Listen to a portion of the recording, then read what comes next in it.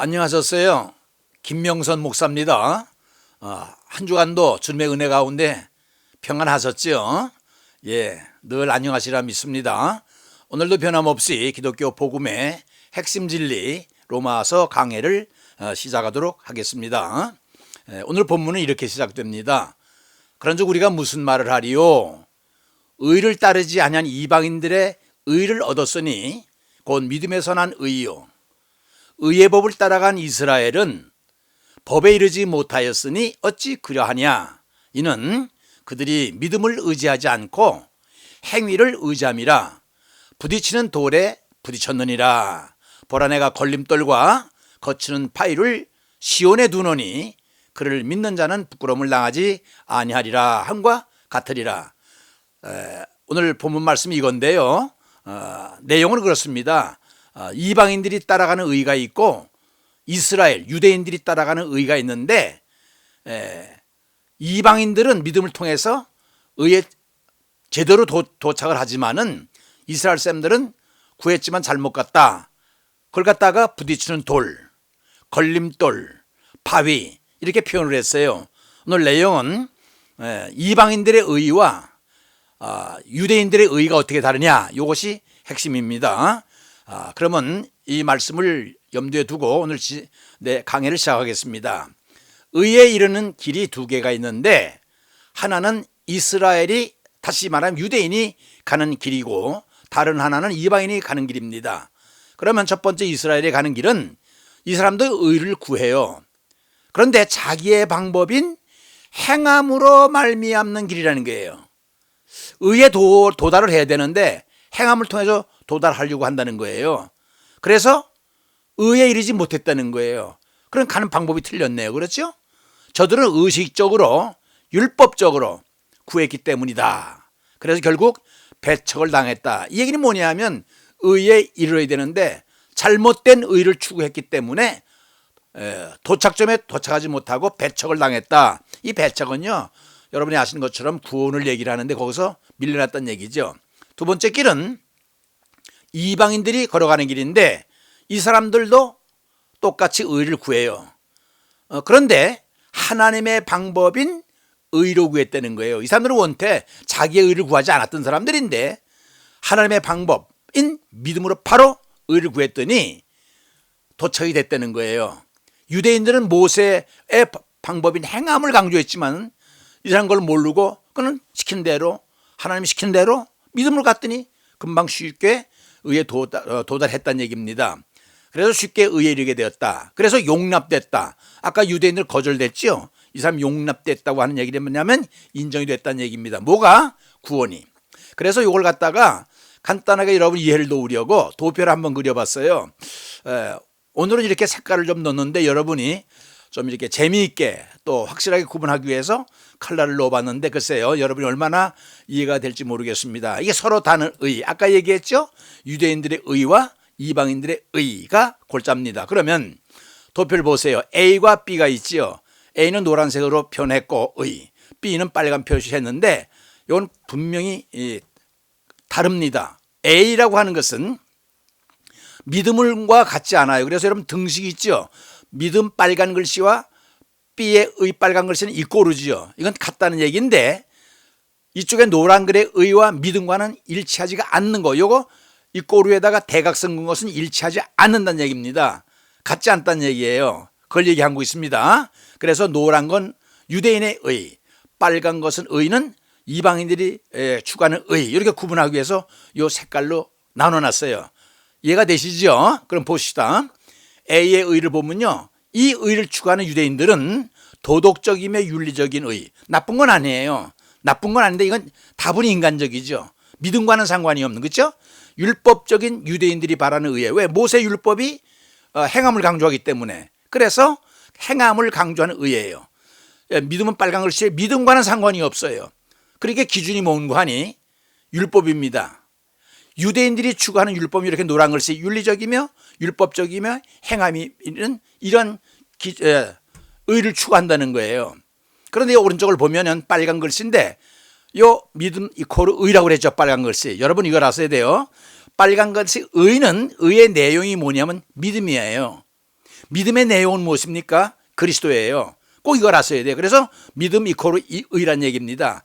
그러니까 그리스도가 공통점이 되는 거지요. 그러니까 B를 보면은 믿음 후에 오는 의예요. 다르죠? 아까 유대인들의 의는 믿음 오기 전에 상관없는 의인데, 이 빨간 의는 믿음 후에, 다시 말하면 예수 그리스도를 받아들인 후의 의예요. 그 성령의 열매로서의 의예요. 그리스도를 통한 의예요. 왜? 믿음의 내용은 그리스도니까. 구원받은 후에 행위를 의라고 얘기를 해요. 그래서 기준은 믿음이 돼요. 전혀 다르죠.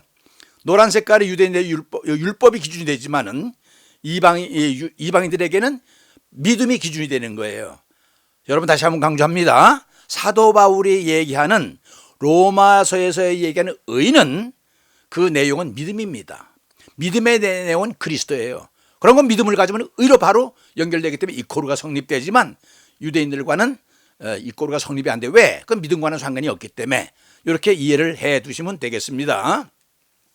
자, 다시 한번 간단하게 보면 유대인과 이방인이 있는데, 유대인은 행함을 강조하고 노란색, 이방인은 믿음을 받아들였더니 용납이 됐다는 얘기는 뭐냐면 구원이 성취됐다는 얘기고, 유대인들이 행함을 강조했던 것은 구원에서 거절됐다는 얘기다. 리젝됐다는 얘기예요. 이제 알겠죠? 이것이 오늘 설명하고자 하는 내용이 되겠습니다. 자, 그러면 결국 유대인들은 어떻게 됐어요? 두 길 중 어느 길을 선택하느냐의 문제에서 저들은 믿음으로 의롭게 되는 방법을 외면했다고 그랬어요. 외면. 믿음을 받아들이면 바로게 의로 연결되는데 외면하는 바람에, 거절하는 바람에 행함으로 의롭게 된다는 그릇된 생각과 고집으로 믿음을 버리고 행함을 택하는, 그래서 결국에는 파국이 뭐예요? 망했다는 얘기 아닙니까? 결국 구원에서 멀어졌다는 얘기입니다. 이해가 되죠? 아까 여러분 도표 다시 한번 기억해 주시기 바랍니다. 자, 그 파국은 멸망을 말하는데 그리스도에게서 부딪혀온 것이다.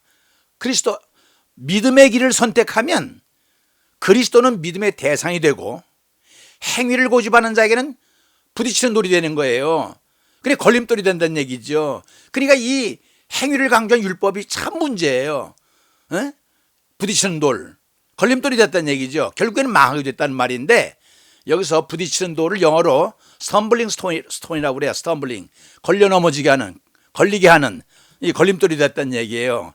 참 이게 유대인들로 봐서는 좀 불행한 일이죠. 그렇죠? 행위를 강조하는 이스라엘인들에게는 결국 넘어짐이 됐다는 거예요. 여러분이 행위를 잘 생각해야 돼요.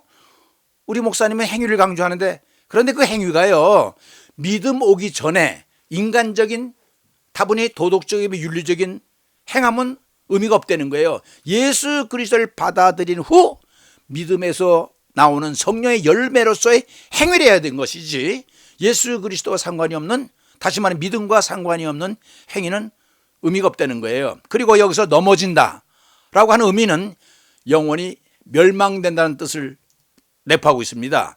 그래서 진모퉁의 머릿돌, 이 머릿돌 영어로 캡스톤이라고 그러는데, 된다 함은 중요한 돌로서, 왜일까요? 이 머릿돌은 기초석으로서 집에 기둥을 바치게 되거든요. 그러니까 중요한 돌이죠. 건축의 초석이 되는 아주 중요한 돌이 되었다는 뜻으로 해석이 되는 것입니다. 이 말씀이 구약에 어디서 나오는 거 아니? 시편 118편 22절에 나오게 돼요. 이렇게 나옵니다. 건축자가 버린 돌이 집 모퉁이의 머릿돌이 되었나니. 이거 보세요.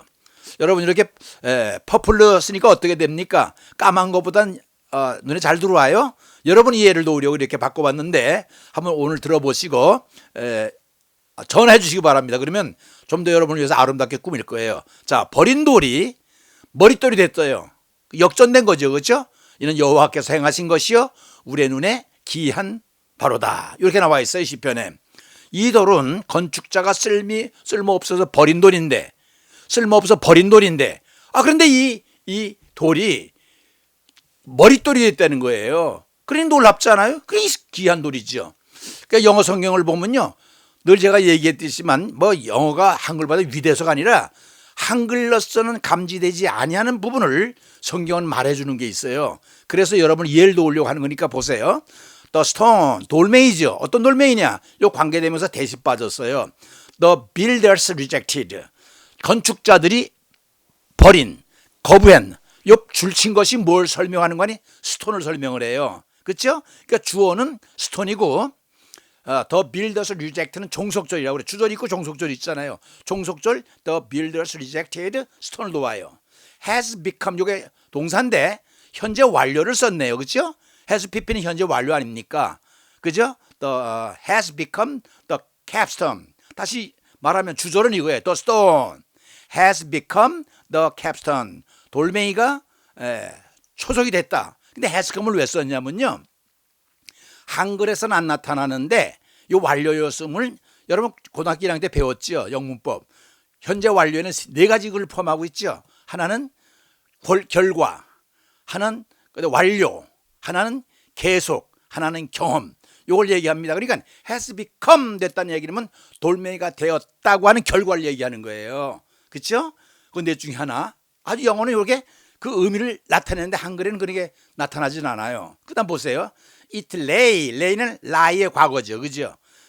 I lay, 내가 놓았다. In Zion, 시온에 놓았다. 무엇을? A stone, 한 개의 돌을 놓았다. 근데 요 관계대명사 대수로 받았네. 여기서는 causes, 동기가 되는, 원인이 되는 어떤 원인이에요?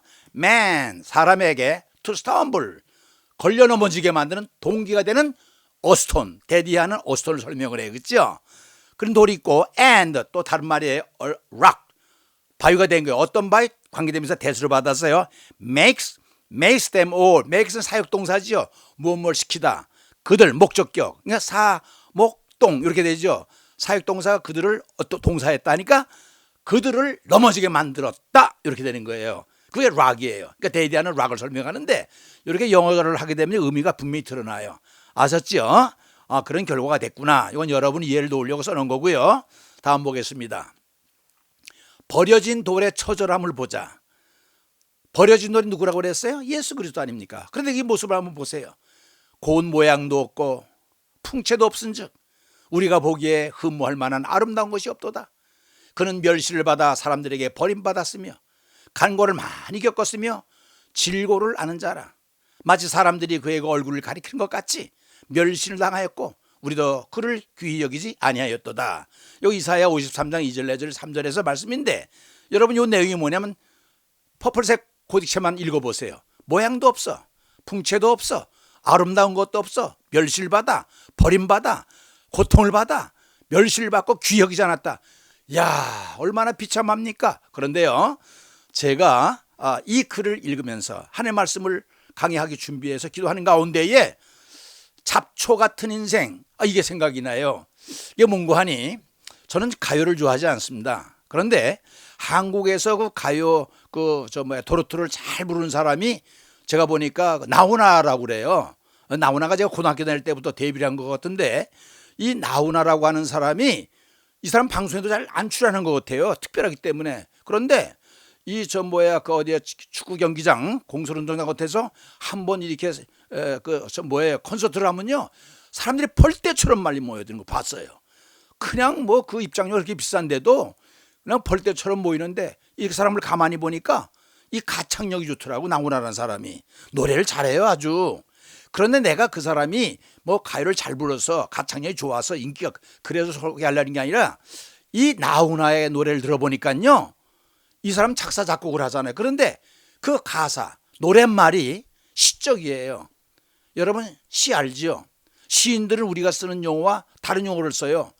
감정을 가지고 어떤 사물을 볼 때에 함축된 용어로서 감동을 주는 아주 그 시적인 용어를 많이 사용하는 것이 시인인데 이 나훈아의 노래를 보면요 가사가 시인 걸 제가 깨달았어요. 그래서 느끼기를 이 사람이 복음성가 가수 작사했으면 참 좋겠다 했는데 그 가운데 이 사람이 잡초라고 하는 노래가 있더라고요. 그래서 내가 그 잡초라는 가수 노래를 적어봤어요.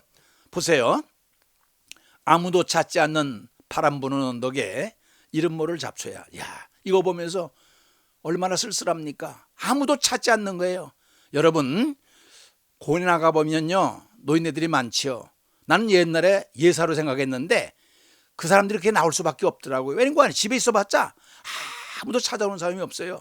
자식들한테도 전화 한 통 없어요. 불러주는 사람도 없어요. 너무 답답하. 그렇게 매일을 사니까 얼마나 답답하겠어요. 그래서 바람 쐬러 나가는 것이 공원에 앉아있는 곳을 볼 때에 아무도 찾지 않는 이 부분이 나는 절감이 되더라고요. 그런데 거기서 끝나는 게 아니에요. 바람 부는 언덕에, 이것도 얼마나 참 쓸쓸합니까? 바람 부는 골짜기라면, 골짜기는 한번 바람이 불면 그냥 끝나지만 지금 바람 부는 언덕에 있기 때문에 가는 바람 오는 바람, 앞에서 바람 뒤에 바람 다 받아요. 바람은 환란 아닙니까? 바람 부는 언덕에 있으니까 그 고통을 다 겪고, 그런데 거기에 한 풀이 자랐는데 이름 모를 잡초야. 이름이 없는 게 잡초 아닙니까? 꽃도 아니야. 그러니까 이게 얼마나 삼중적인 것 같아요. 아무도 찾지 않는 그곳에 바람 부는 언덕에 이름도 없는 잡초야. 그러니까 이렇게 해석이 돼요. 한 송이 꽃이라면 향기라도 있을 텐데, 아니 꽃이라면 향기가 있는 게 생명 아닙니까? 근데 잡초가 무슨 꽃이 있어요? 이름도 없는데, 이름이 잡초인데 향기도 없어. 이것저것 아무것도 없는 잡초라네. 잡초란 인생이 얼마나 비참한가. 나는 이 가사를 보면서 노랫말이 너무 절감되는 거예요. 밑에 보세요. 발이라도 있으면 님 찾아갈 텐데 발도 없어. 손이라도 있으면 님 불러볼 때 손도 없어. 이것도 없고 저것도 없고 아무것도 없는 인생이라면 얼마나 비참한가. 여러분 가만히 보세요. 아무도 찾지 않는 바람 부는 언덕에 이름 모를 잡초야. 한 송이 꽃이라면 향기라도 있었을 텐데 이것저것 아무것도 없는 잡초라네. 이걸 보는 순간 이것은 예수님의 생과 똑같다. 여러분 이 가사를, 이 노랫말을 머리에 두고 앞에 것을 보세요. 앞에 것을 보면 고운 모양도 없고 풍채도 없은즉 우리가 보기에 흠모할 만한 아름다운 것이 없다. 어때? 비슷하지 않습니까? 멸시받고 버림받으며 질고를 당하고. 뭔가니 예수 그리스도는 여기 돌에 비유했지만은 나오나 가수는요 잡초에 비유했으니까 예수님의 생이 잡초와 비슷하다는 얘기예요. 얼마나 비참합니까? 그렇잖아요. 모양도 없어, 풍채도 없어, 아름다운 것도 없어, 멸시를 받아, 버림받아, 질고를 당해. 그걸 보면서 아무도 찾지 않는 바람 부는 언덕에 이름 모를 잡초야. 이거 보니까요 한 송이 꽃이라면 향기라도 있을 텐데 향기 없는 잡초의 인생이 얼마나 비참합니까? 그렇죠? 바람 부는 언덕에. 예수님의 생이 잡초 같은 인생이가 아닌가 잠깐 생각을 해봤습니다. 자, 다음을 보겠습니다. 그래서 두 돌이 있는데 부딪히는 돌이 있어요. 스텀블링 스톤. 이 부딪히는 돌은 사람으로 거치게 걸려 넘어지게 하는 돌이라는 얘기예요. NIV에는. 그것은 예배당 높은 곳에 있어 보이거나 바라는 그런 돌이 아니라 별 볼 일 없는 돌로서 사람들이 눈여겨보지 않는 땅에 굴러다니는 하찮은 돌. 이게 부딪히는 돌이죠. 그렇죠? 거치는 돌. 그런 돌이 있는가 하면 또 보세요. 이 돌은 그리스도로 비유했다. 아까 얘기했죠. 예수는 그리스도를 비유했는데 이 돌을, 이 예수는 너의 건축자들의 버린 돌로서 집 모퉁이의 머릿돌이 되었다. 버린 돌이요, 쓸모없는 돌이 머릿돌이 됐대요. 아까 말씀드렸죠. 머릿돌은 기둥을 바치는 중요한 돌입니다. 중요한 돌이 됐다는 거예요. 그리스도는 집 모퉁이의 돌이다. 너희는 사도들과 선지자들의 터 위에 세움을 입은 자라. 그리스도 예수께서 친히 모퉁이의 돌이 되셨느니라. 초석이 닿다는 얘기예요. 에베소 2장 20절, 사도행전 4장 11절 보면 버린 돌이 중요한 돌이 됐다는 얘기입니다. 아셨죠? 자, 그리스도는 부딪히는 돌이다. 건축자의 버린 돌이 모퉁이의 머릿돌이 되었느니라 말씀드렸어요. 무릇 이 돌 위에 떨어지는 자는 깨지겠고 부서진다는 얘기죠. 이 돌을 맞은 사람은 변할된다든지 아니면 망한다는 거예요. 이 돌이 사람 위에 떨어지면 그거를 가루로 만들어버린다. 가루로 만들어버리는 것은 나쁜 거지만 깨진다는 것은 다메섹 도상에서 사도 바울이 이 돌에 맞아가 예수 그리스도에 맞아가지고 새 사람 되잖아요. 어거스틴 같은 사람들 깨지거나 가루가 되는 거예요. 흥하든지 망하든지 된다는 거예요. 예수를 통해서. 행위를 강조하는 유대인들에게는 걸려서 넘어지는 돌, 머리 위에 떨어지는 박살내는 돌이지만, 그래서 가루로 만들어 흩어지게 하는 망하게 만드는 돌이라는 게 누구에게? 유대인들에게. 행위를 강조하는 유대인들에게. 왜냐하면 그리스도는 믿음을 요구하기 때문에 행위에 강조하는 일치할 수가 없다는 거예요. 왜냐하면 믿음은요, 믿음을 가지면 이 믿음의 내용은 뭐라고 그러지? 예수 그리스도거든요. 예수 그리스도를 받아들인 다음에 행위는 아름다운 것이지만 믿음 없는 행위는 율법적 행위라는 거예요. 아까 말씀드렸습니다. 도표를 통해서. 그래서 부딪혀 깨지고 결국에는 망한다는 거예요. 누구? 유대인들. 율법을 붙들고 있는 사람들. 그들이 믿음을 의지하지 않고, 여기 나오네요. 믿음을 의지하고, 믿음의 내용은 뭐예요? 여러분 꼭 기억하세요. 믿음의 내용은 예수 그리스도입니다. 믿음을 가지세요 하는 얘기는 예수 그리스도를 믿으세요 이 말입니다. 행위를 의지함이라 부딪히는 돌에 부딪혔느니라. 누가? 유대인들이. 왜? 율법을 잡고 있으니까. 왜? 행위를 강조하기 때문에. 그런가 하면 거치는 반석이 됐다고 그랬어요. Rock of offense. 가로막는 바위덩어리라고 그랬어요. 참 이건 또 돌보다 더 센 바위덩어리로 이제 비유했어요. 역시 유대인들에게는 그리스도가 걸리적거리는 반석에 불과하다. 율법을 잡고 있는 한, 행위를 강조하고 있는 한, 그것은 이렇게 봐도 저렇게 봐도 걸리적거려요. 그래서 그리스도 돌에 부딪히면 종국에는 깨져서 박살이 나요. 유대인들이죠. 망하는 거죠. 구원에서 멀어지는 거죠. 그러나 거치는 그 반석을 받아들이면 구원이 돼. 왜냐? 믿음으로 받아들이거든요. 그 이방인들은 구원의 돌이 되는 거예요. 그 돌이 유대인들이 앞에 있는 돌하고 이방인이 앞에 있는 돌이 달라요. 그렇죠? 베드로는 그 그리스도를 그래서 보배로운 산 돌이라고 그랬어요. 리빙스톤이라고 그랬습니다. 베드로전서 2장 4절. 그렇죠? 이 돌은 예수 그리스도인데 그리스도를 걸리적거리면 망하는 유대인이 되고 그리스도를 믿음을 받아들이면 구원받는다. 이런 얘기를 지금 비유로 말씀드리는 거예요. 돌로서, 바위로서. 예수님 자신도 자신을 돌로 비유하셨어요. 보세요 말씀을. 이 돌이 위에 떨어지는 자는 깨어지겠고 이 돌이 사람 위에 떨어지면 저를 가루로 만들어 흩트리라 하시니. 마태복음 21장 44절 말씀인데요. 깨어지는 건 좋은 거예요. 왜? 예수 그리스도를 탁 나를 치면 내가 인생이 박살나서 거듭나면요 이거 제대로 되는 거죠. 사도 바울이 그 예 아닙니까? 그렇죠? 제자들도 그랬잖아요. 다 어부 생활하고 일생을 보내야 되는데 예수 그리스도를 영접함으로 인해서 아직까지 역사가 계속되는 동안에 제자요 사도로 이름이 전해지고 있잖아요. 앞으로도. 거기서 어부 생활을 했었다면 갈릴리 바닷가에 누가 산 줄 알았어요? 예수 그리스도라는 돌에 부딪히니까 사람이 변하는 거예요. 그런데 가루로 만드는 건 이거는 유대인들이죠. 없어지면 망하는 걸 얘기를 해요. 그러니까 우리가 깨어져야지 가루로 만들어지면 안 됩니다. 예수의 말씀을 직접 들어볼까요? 예수께서 가라사대, 직접 예수님 말씀하십니다. 건축자들이 버린 돌이 모퉁이의 머릿돌이 되었나니 이것은 돌은 주님이에요. 주로 말미암아 된 것이요 우리 눈에 기하도다 한과 같도다. 참 기하죠. 왜? 어떤 사람은 걸려 넘어지고 망해내고 어떤 사람은 흥하고 그죠? 새 사람 되니까 참말로 귀한 돈이에요. 그죠? 그걸 얘기를 하고 있습니다 지금. 자, 예수님을 이제 돌로 비유한 거죠. 예수님께서 우리에게 요구하는 것은 행위가 아니라 믿음이다. 아셨죠?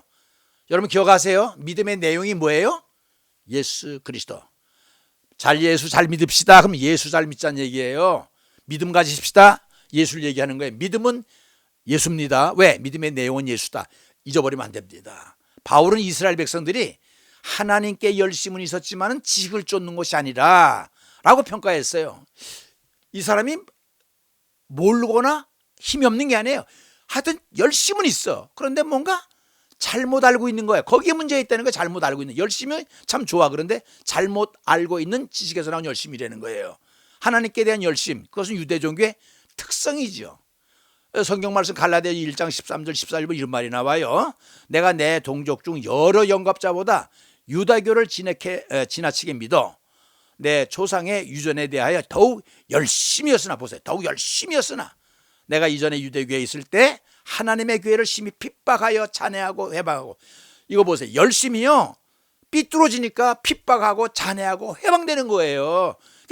이 사도 바울도 유대교가 최고인 줄 알고 목숨을 걸었잖아요. 씩씩거리고 다면서까지 그게 일주일 더 걸리는 거 가는 거 보세요. 그게 보통 열심인가. 그래 핍박하고 회방하고 잔해하고 누구까지 죽여요. 스테반까지 죽이는 주모자 욕하라잖아요. 열심히 극심이라니까 이렇게. 자, 확실히 유대인들은 자기들의 종교가 요구하는 명령을 실천하는데 열성적이에요. 여러분 유대인들처럼 목숨 거는 사람이 어디 있어요? 이 일종의 광신이라고 그래. 포네터시즘이라고 그래요. 포네터시즘.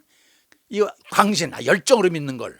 내가 내 동족 중 여러 영갑자보다 유대교를 지나치게 얼마나 믿었으면 지나치게 믿었다고 그랬어요. 그죠? 도가 지나치는 거. 믿어 내 조상의 유전에 대하여 열심이었으나 열심으로 교회를 핍박했다고 그랬잖아요. 율법의 의로는 흠이 없는 건데 교회를 회방자요 핍박자요 포행자라. 이게 열심히 잘못 방향이 틀려지면요 이런 부정적인 모습으로 나타낸다니까. 그죠?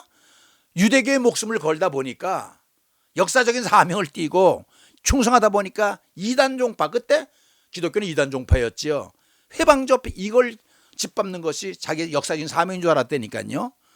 그 사도행전 23장에 보면 어떤 말이 나오냐면 예루살렘에 이제 올라간 사도 바울이 이스라엘 백성들 유대인들을 향해서 이제 그 변증하는 게 나와요. 내가 어떻게 이게 예수 믿게 됐느냐. 나도 너희들처럼 유대인의 신봉자였다. 그러나 예수를 만나고 달라졌다 얘기했더니 야, 이 사도 바울만 열심히 있는 게 아니라 온 유대인들이 율법 목숨을 거는 사람들 아니에요. 그 사람이요. 아까 뭐라고 그랬어요? 포네터시즘, 그죠? 광신자들이니까 저놈을 죽이자 해가지고요. 야, 죽을 뻔했어요. 그래서 그 천부장이 사도 바울을 저 가이사라 빌립보 총독청까지 이제 호송을 하는데 몇 사람이 동원된 줄 아세요? 성경 보세요. 보병이 200에다가 창군이 200명에다가 그다음에 그 마병이 70명이야. 470명이 동원돼요. 왜?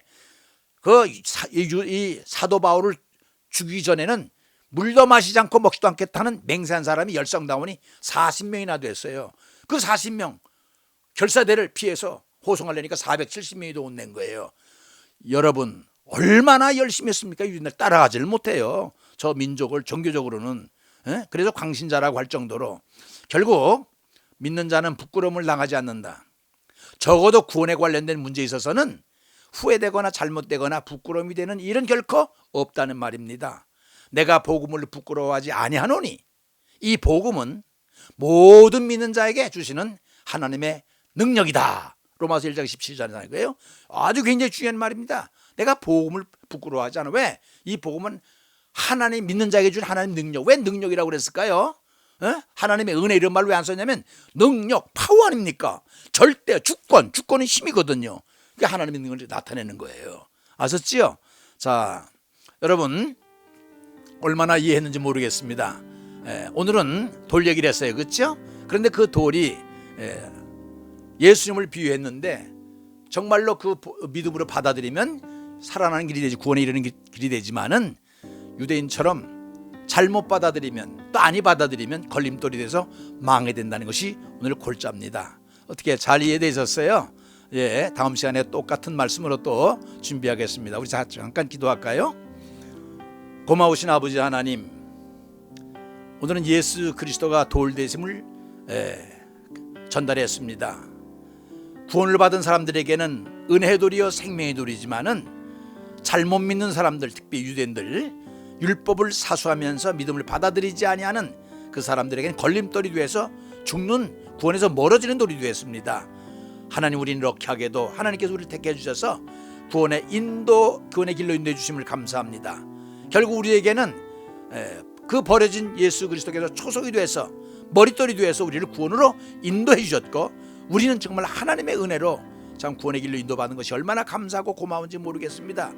우리가 이 감격을 가지고 일생 동안 예수를 믿게 될 텐데 잘 믿게 하시고 하나님께 순종하는, 하나님의 마음에 드는 그런 아버지 성실하고 진실된 믿음을 고백하며 살아가는 참 예수 그리스도를 참 모신 사람의 부끄러움이 없는 자신만만한 행복한 의미 있는 그런 길을 걸어갈 수 있도록 주님께서 인도해 주셨기를 간절히 원하면서 존귀하신 예수 그리스도의 이름으로 간구해 싸움나이다. 아멘.